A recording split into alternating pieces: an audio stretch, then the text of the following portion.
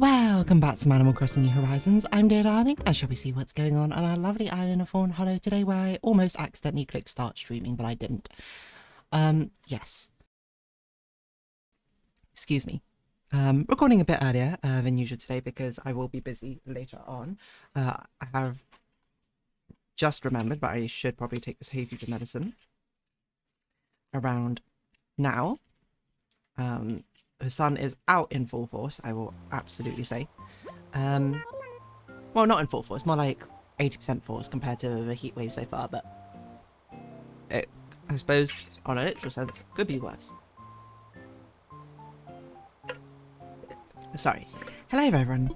Right now in Fawnhallow, it's 12:55 PM on Saturday, June 27th, 2026. Oh, it's a bug off today. A bug off which we, of course, will not participate in.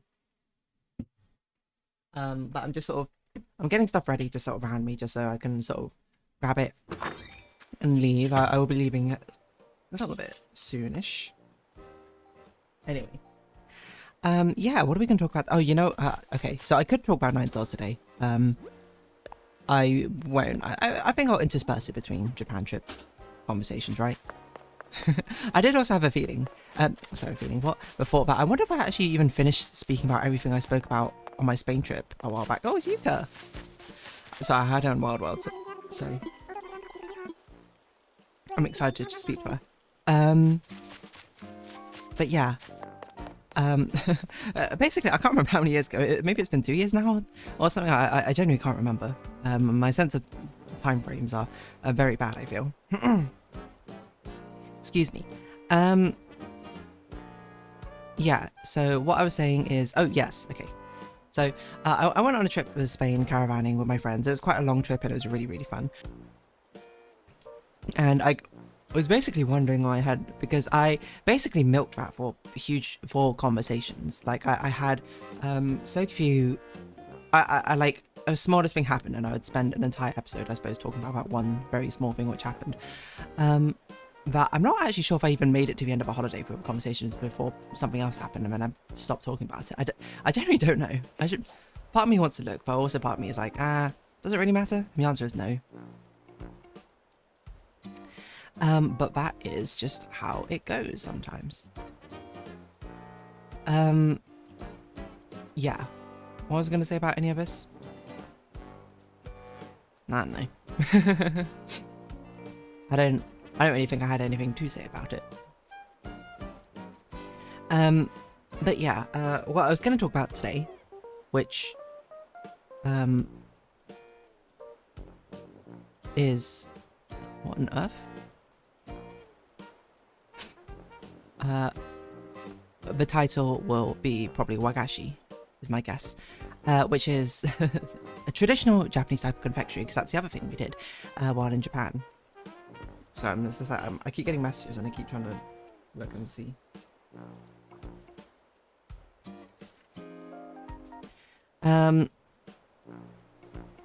But yeah.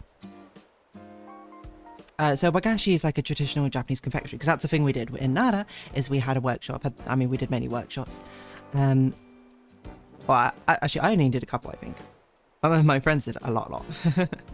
But we did a Japanese traditional confectionery one, which is, it was actually really, really cool. I'm not gonna lie. Like, I would Google it, Wagashi, if you're not exactly sure what I'm talking about, but like really, really pretty confectionaries is what I'd say. That all look very sort of like soft, to the touch. They often have very sort of natural-esque motifs, like flowers and stuff. I can't remember exactly what they're made out of, mind you. But it was a really interesting sort of workshop, which is a workshop I wasn't originally even going to do, mainly because there was only so many spaces for it. So I was like, okay, you know, you guys do it, I will go do something else during that time. But I ended up doing it. Anyway, as unfortunately one of my friends was a little bit ill and didn't really want to do that, which is fair, and took a rest day. But I'm glad I got to, because what a cool experience it was. It was like I'm trying to think about the sort of things, or the process. I'm trying to think where to start. But basically, I mean, it was like in this really like small like Wagashi store in Nara. And it was run by a guy who had been, I can't remember how old he was, like 70 or something. And he had been making wagashi. He'd been working as like a confectioner in Japan since he was like 18 or 16 or maybe younger. I genuinely can't remember, but basically his entire life. Which my friend put so succinctly, it was like, this is exactly what I wanted from a workshop, just to be taught by some old guy who's been doing the thing for his entire life. But yeah, okay, I remember it was like made out of like bean paste, right? Most of the stuff. I mean, there was probably other stuff as well. But a lot of the other processes, it's kind of like shaping dough, I suppose, with your hands, except for the dough is, instead of it being like, well, maybe more like Play-Doh, actually, if anything, rather than actual dough. But you basically sort of shape that, and then you have all these different sort of techniques to make these nice little sweets. You know, Wagashi, Wikipedia, it'll tell me what it's made of. Often soda green tea, that's true. Edo period, got Nekiri. Nerikiri was made. Huh. By kneading white bean paste, gyuhi, sugar, yams, and other ingredients, formed into various colours and shapes based on seasonal flowers. Yeah, that's a big part of it. It's like how seasonal it is, isn't it?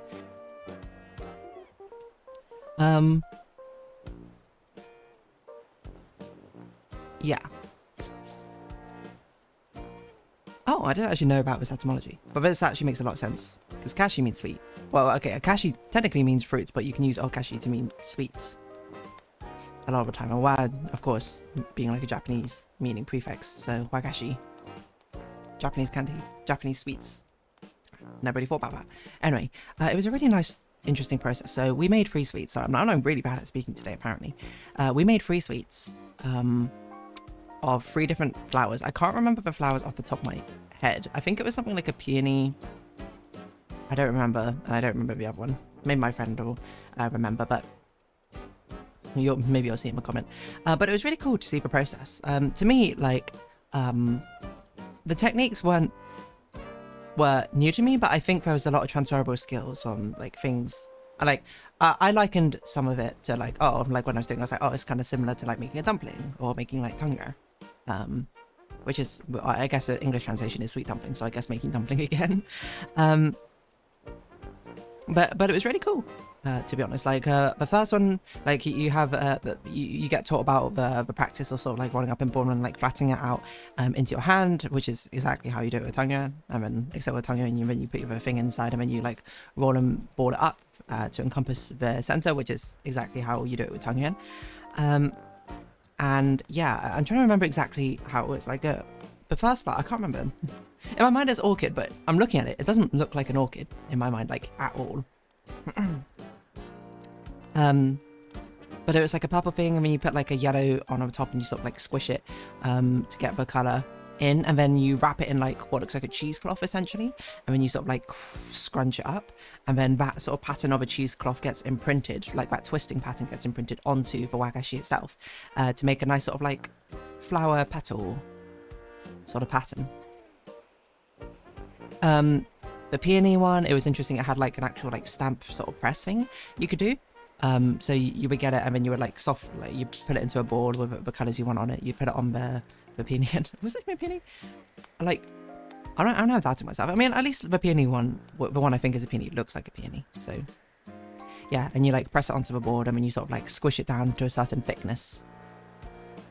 Or something like that, I can't remember. No, wait, you get the other wooden board as well as you push it down and squish it. Something like that. I can't remember exactly the process in my head.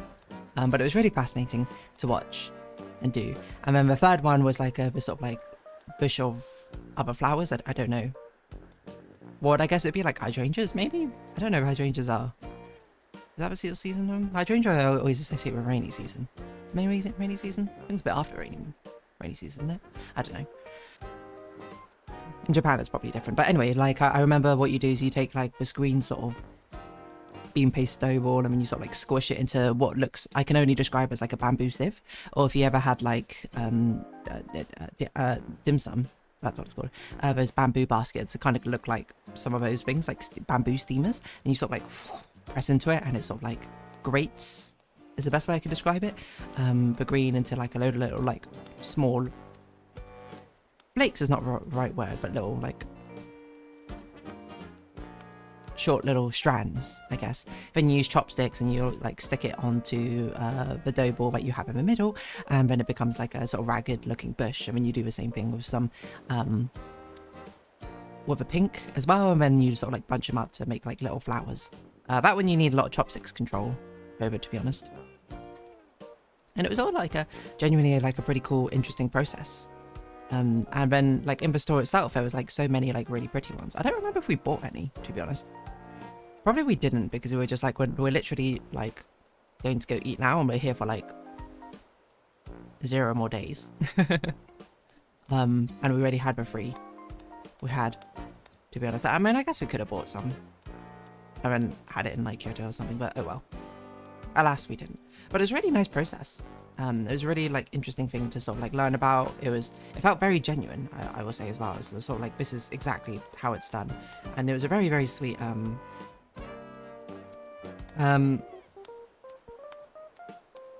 thing to do. It was a super fun, it was really interesting. And then like afterwards we they gave us some green tea, and then we got to try one of them. I can't even remember which one I had. I remember my thought process behind it. It was like, I ate the one which I thought was the one I did the worst job on, which I think was the first purple one. And then yeah, we had it. It's nice.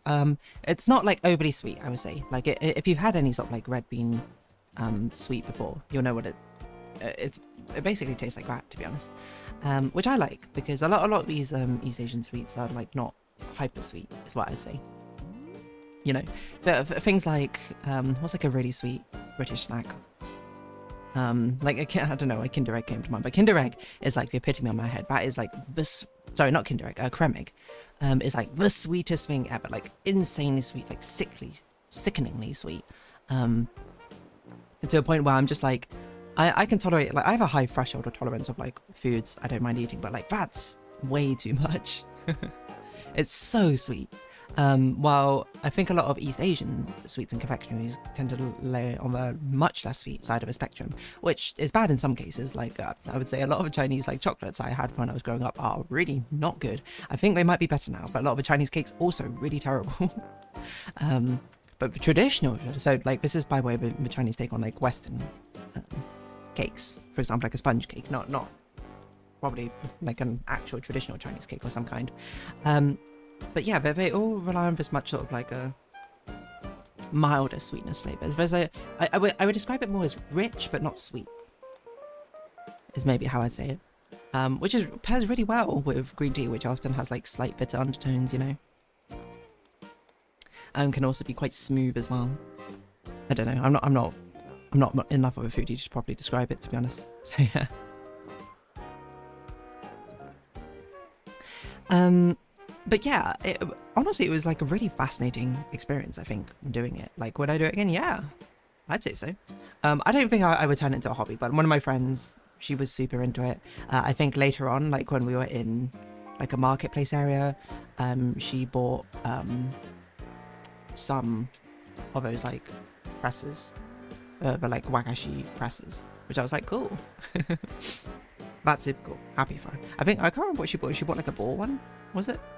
Something like that. I genuinely can't remember. I'm trying to think what else was interesting about it. There's like a training that you do if you're like a training to become a confectionery chef? Question mark? I don't know if that's the right term for it. You have this training you do on an egg, which you like, you have to like learn the motions. You like twist around the egg and you like press on the egg on the top to make sure that you have that sort of like finger motion, right?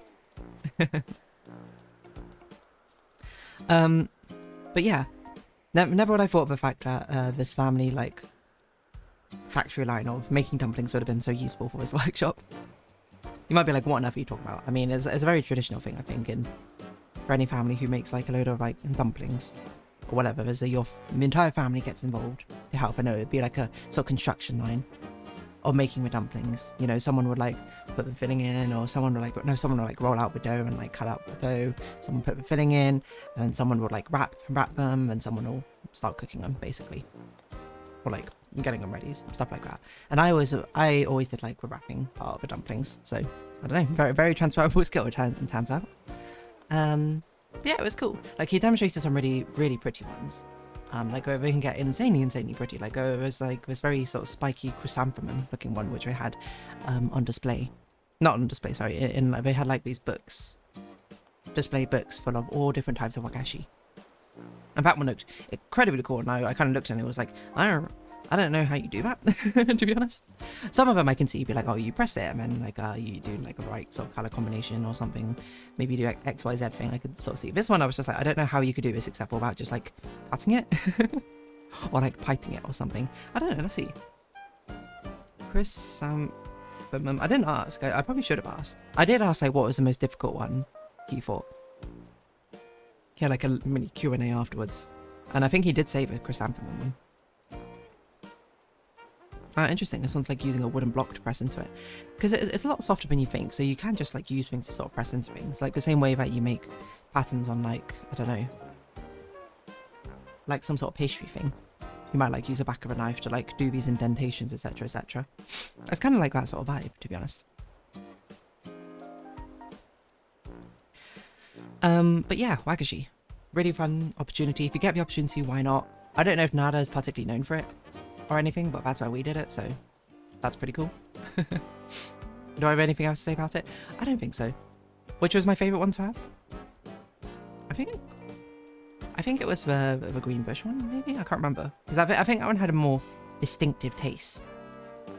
Can I remember what that taste is? No. But still. Yeah. I guess on that note, I'll round this episode off here. And then I'll get ready to leave. So, if you have been watching, thank you very much. It's been Animal Crossing New Horizons. I've been Dazzling. Likes, comments, subscription, shares, greatly appreciated. Socials, Discord down below. Hope to see each other again, but for now, it's our farewell. So until next time, bye-bye for now.